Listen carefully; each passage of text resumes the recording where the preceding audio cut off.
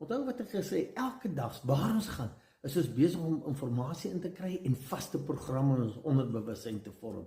Dis hoekom 95% van jou dag reageer en as jy spontaan leef jy uit jou onderbewussyn programme. So met ander woorde 95% van jou lewe is net spontaan vanuit jou onderbewussyn.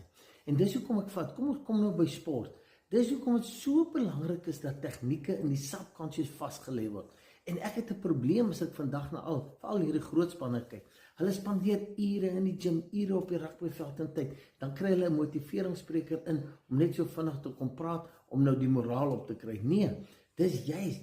Ek vra hoeveel tyd spandeer daai spanne vanaf die veld om emosionele programme vas te hê, metodes hoe om daai tegnieke reeds in die onderbewussyn te probeer vas lê, sodat dit net op die veld verder gevoer kan word tydens oefeninge. Dis so belangrik.